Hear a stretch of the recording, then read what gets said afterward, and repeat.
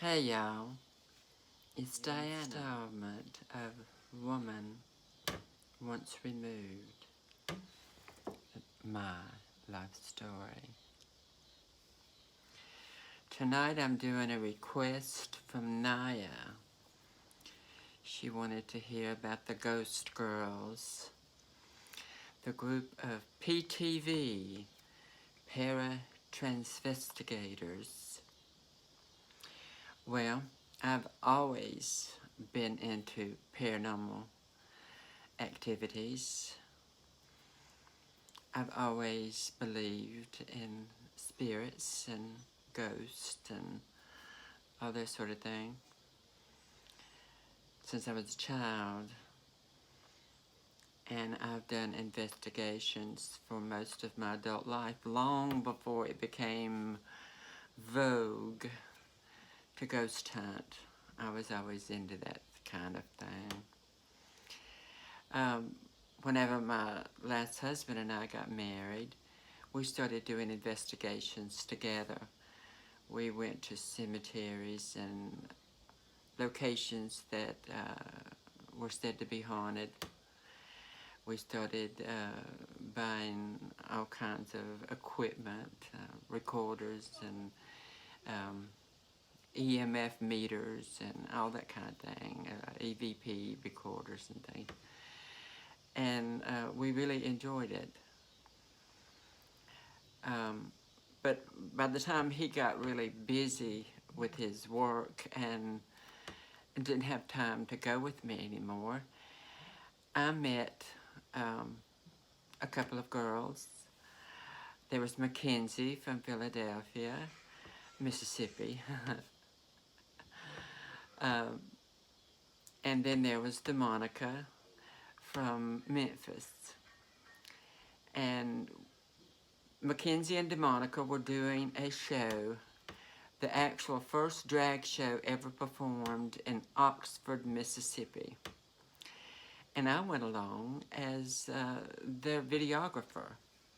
I was videotaping these girls for publicity work. And I had an opportunity to spend some quality time with them, and we started talking about our lives, and something rolled around to ghost hunting. And so we kind of brainstormed and came up with the idea of PTV, Paratransvestigators, paranormal investigators that just happen to be transgender. And then we were lucky enough to meet some other girls once they found out what we were fixing to get into. We had some other people that joined us. We wound up having about 10 members at one time. We had 2 trans men and 8 trans women. And we had a great experience. I remember the night that before we were going to do the Waverly investigation, they all spent the night at my house. And of course, I didn't mention to anybody that my house is supposedly haunted. I had already had 2 people at different times to tell me what they experienced in my house. And I never divulged it to anybody else, so that if someone else, they weren't going to take my lead. And these 3 people at different times saw the same thing in the same room. So that just to me said, there is something to this. There is somebody here. But when I first bought the house, when I went through it, I said, well, I'm buying the house, and if anybody's here, you can either adjust to me being here, or you can get out. Because if you scare me, I'm going to burn this motherfucker down around you, and you're going to have to haunt the yard. So in this house, I have never, ever experienced anything. I've never had any fear whatsoever. And this is a big house. I can go upstairs and wander around with a flashlight. And I'm never scared. I might, cause it's been so many years since I've been up in the attic, so I don't know. I might be scared of what varmint might be up there, a raccoon or a rat or a squirrel or something. But I would not be afraid of anything paranormal because I have respect for the dead. I believe them. I believe that they are human entities, and I give them respect. And because of that respect, they have in turn respected me and not tried to scare me or do anything bad to me. So I've not had any problems with anything in this house, but other people do.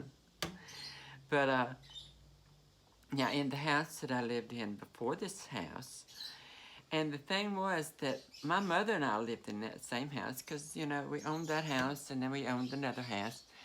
And whenever my husband and I moved into that house, we all of a sudden started having, you know, activity.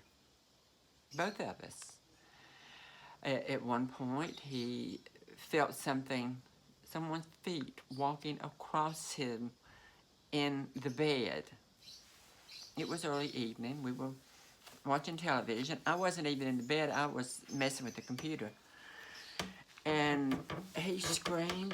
It upset him so bad.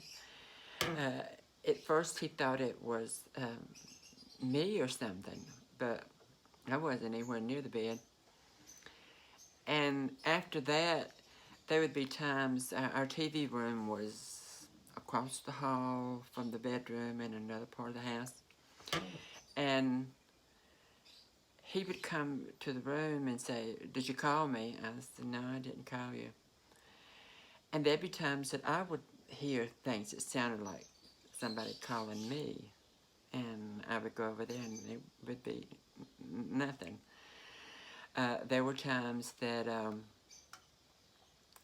when I would be in my studio, which was a front room on one side of the hall, and this was a Victorian house with a hall all the way through it, a big wide hall that was big enough for furniture, like a sitting room. And I would hear sounds in the hallway that sound like somebody murmuring, like people talking, but not really being able to make out what they were saying, you know, that kind of thing. And it was just real weird. And my front door had a metal flashing around it that when you opened the door, it made a certain scrape and click from that metal.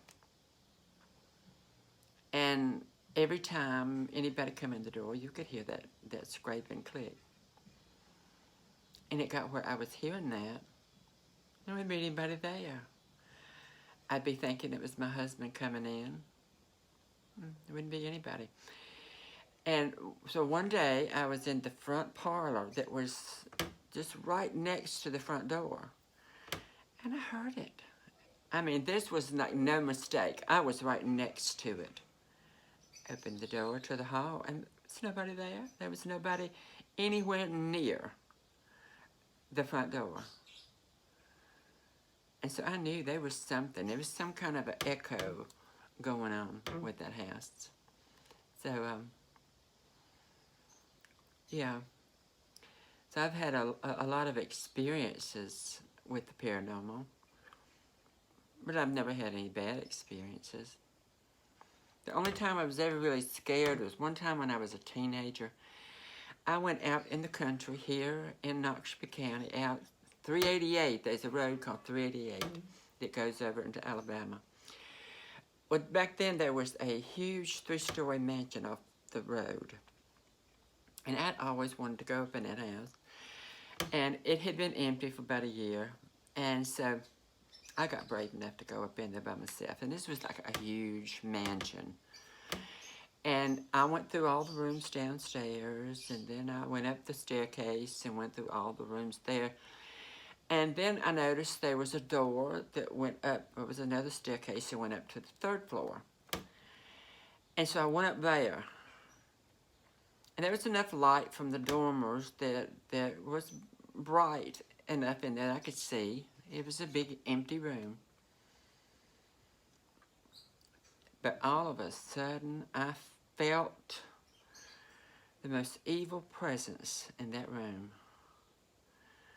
That I had to run. I nearly killed myself coming down the steps. And that was the only time I've ever been afraid. And there was something there that did not want me there.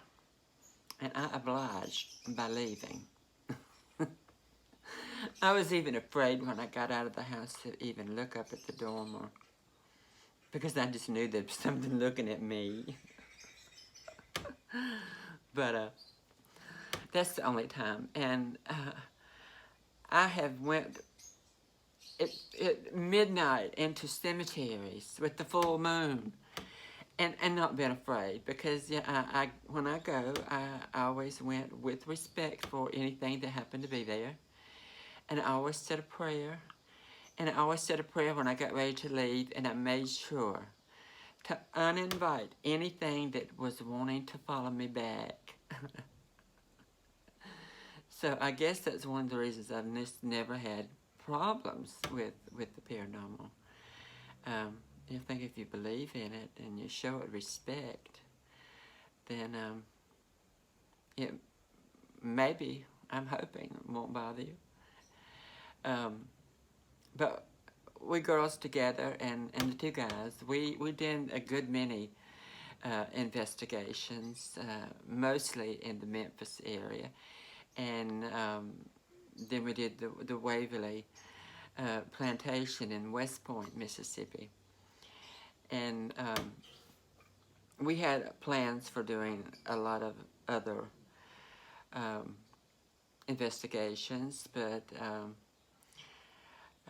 some of the members, for work reasons, had, got where they couldn't show up, and one moved to Birmingham, and it was just getting where it was so hard to get the group together.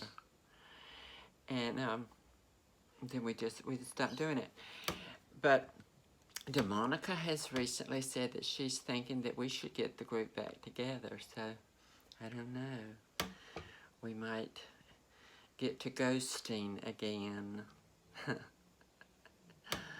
So, that's my little story about the ghost girls. Some other groups in Memphis were saying that we were just trying to hustle people, trying to pretend that we were doing investigations, but that was not true. We had all been interested in the paranormal. We had all independently done paranormal investigations before we even met each other. So even though we were doing it, and I was never in on the camera in the investigations, but I was always present because I was running the main camera. And I was telling them where to go and what I wanted them to try to find out. So I was there, but I was not on film. But I don't know if I go back to it. I might, since I've lost weight. I might be an active member. I get somebody to film, so who knows what we'll do. But it was a lot of fun. Sure enough. Alrighty. I'll let you go. And y'all know, if you haven't already subscribed, now's the time to do so.